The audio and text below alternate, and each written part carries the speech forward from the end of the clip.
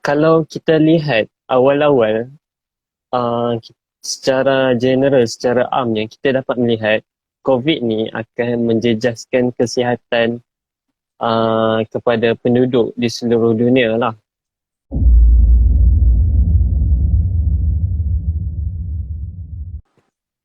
Topik COVID-19 Lagi lebih dulu banyak sorry hikmat dari keburukan. Okay. Okay, korang kalau ada Okay. sebarang soalan, boleh uh, letak soalan dekat question box kat situ ya. Tiba. Okay. Terdapat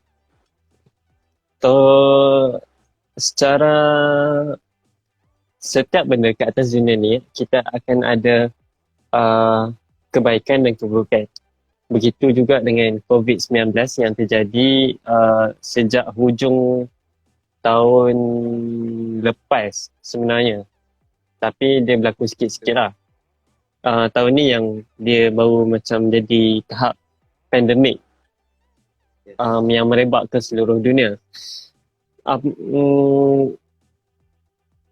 Kalau kita lihat awal-awal, secara general, secara amnya, kita dapat melihat COVID ni akan menjejaskan kesihatan kepada penduduk di seluruh dunia lah. Secara amnya. Tapi walaupun dia menjejaskan kesihatan, dia telah memberi banyak kesedaran kepada kita lah. Dan pelbagai hikmah dan kebaikan sebenarnya dengan apa yang telah terjadi ni. Betul, Saudara Fatih? Ya, betul. Saya setuju ya. Okay. Ada apa-apa nak ditambah? Oh, pandai kau bagi-bagi aku kan. Masuk nak dengar je. Cakap lu Jap, apa pendapat kau? Okay. Ke dah habis? Dia terdapat beberapa hikmah lah apa yang jadi daripada COVID ni.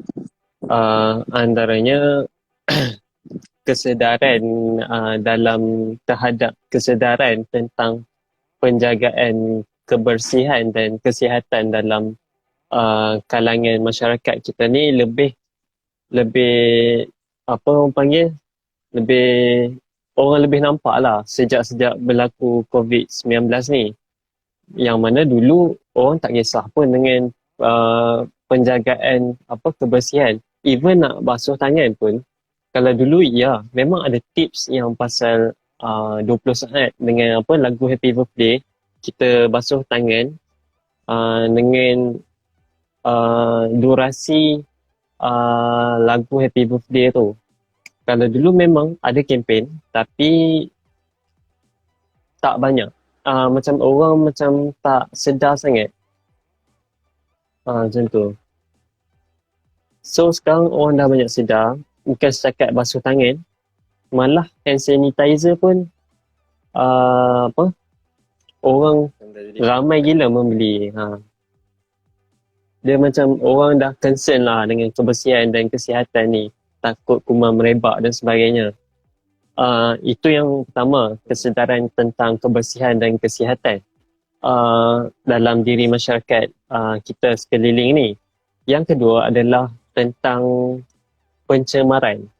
Kalau kita dapat melihat dalam tempoh ni, sepatutnya bukan kita nak doa kan.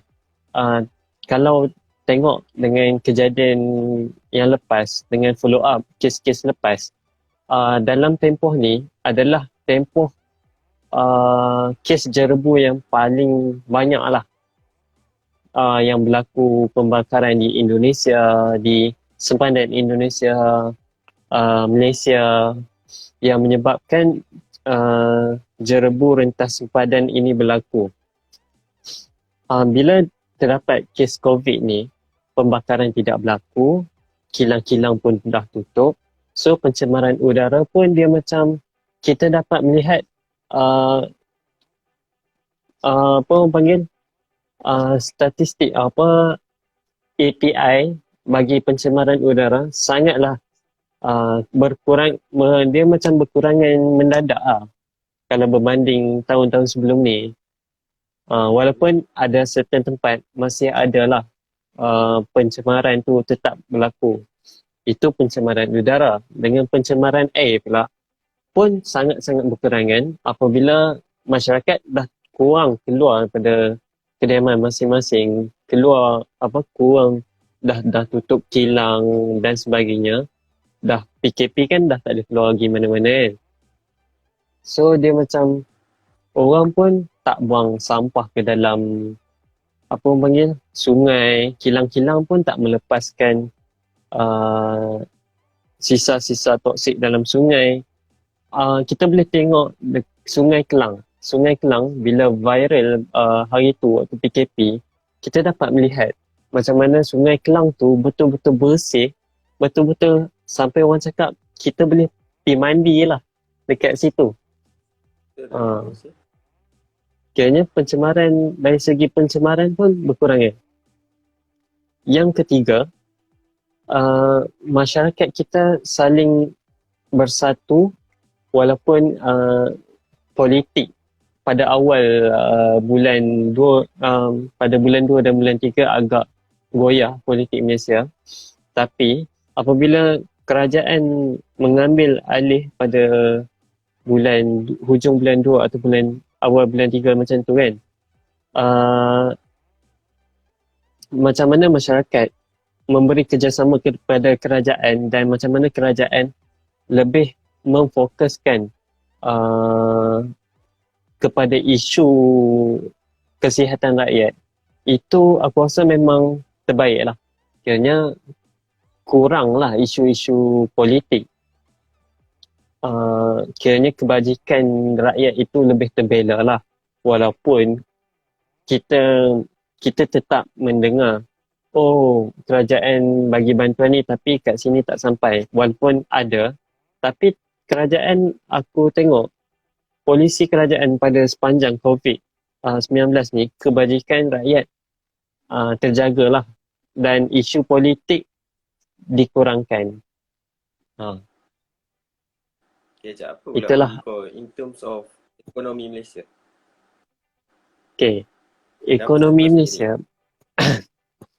uh, berhubung dengan ekonomi, sejujurnya bukan ekonomi Malaysia sahaja yang jatuh ketika pandemik ini berlaku. Malah di seluruh dunia, termasuklah di negara-negara barat sana, negara-negara yang uh, negara besar dunia dalam ekonomi tetap menghadapi krisis ekonomi. Kalau melihat pada krisis ekonomi di Malaysia, pada awal PKP, Malaysia terpaksa tutup semua sektor termasuk sektor ekonomi, dan kerajaan Malaysia sendiri uh, dikatakan rugi dalam sehari tu banyak jugalah. Aku tak pasti angka yang tetapnya berapa, tapi kerugian yang Malaysia tanggung sehari pun dah banyak, apatah lagi berbulan-bulan. Uh, dengan penjana yang dibuat oleh yang berhormat Menteri Keuangan dan dengan juga Menteri Kabinet yang lain, aku rasa ini adalah jalan terbaik. Mereka ada sistem yang baik, ada 6R kalau tak silap aku, dan sekarang PKPP, kita masuk dalam fasa pemulihan ni, aku melihat ekonomi Malaysia semakin boleh dipulihkan dalam masa sekarang ni. Walaupun dulu kita jatuh, tapi kita mampu naik sikit demi sedikit. Kita buka sektor ekonomi tu sikit demi sedikit uh, tanpa menjejaskan kesihatan dan kebajikan rakyat lah, bagi aku. Okay. Okay, aku ada terbaca satu artikel lah dekat Twitter kan. Aku baca satu thread ni, dia cakap tak silap aku negara Rusia kot yang dah jumpa apa ubat ataupun Vaksin. penawar kepada COVID ni. Okay, kau rasa bila kerajaan Malaysia beli benda tu, kau rasa berapa benda, berapa kos rawatan bagi satu ubat tu, dan kau rasa mampu ke rakyat nak bayar? Uh, Vaksin ni aku rasa kalau vaksin memang apa orang panggil, memang mahal lah aku rasa.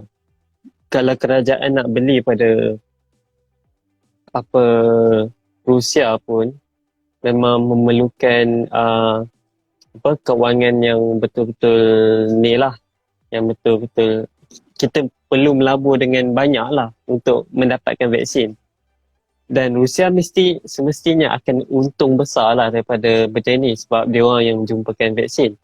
Kalau nak kata rakyat 100% untuk konsum vaksin tu, aku tak rasa, ini pendapat peribadi aku lah, tak rasa rakyat mampu untuk mendapatkan vaksin itu 100% daripada pendapatan dia orang sendiri.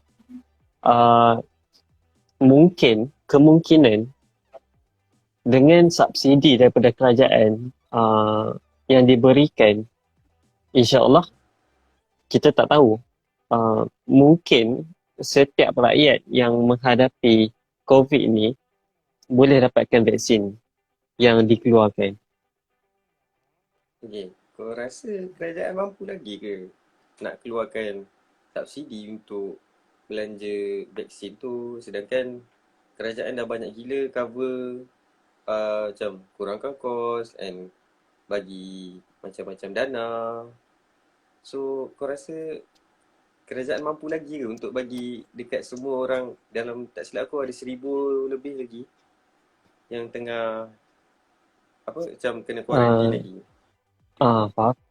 Uh, Kalau kita melihat dengan perbelanjaan kewangan kerajaan Malaysia yang baru-baru ni dengan apa penjana bantuan prihatin, pembelanjaan Malaysia sangat besar aku rasa bagi COVID ini sendiri.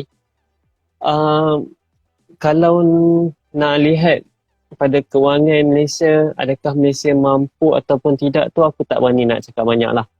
Sebab kita tak tahu apakah perancangan kerajaan masa sekarang untuk membeli vaksin tersebut. Mungkin boleh ada sebarang rundingan antara Malaysia dan negara luar yang mengeluarkan vaksin ni. Okay. Baik, terima kasih atas pendapat anda. Okey, itu sahaja borak santai kita pada kali ini. InsyaAllah sekiranya ada ruang dan peluang, kita akan teruskan dengan lebih banyak topik yang lebih menarik. InsyaAllah. See you. Jangan lupa subscribe.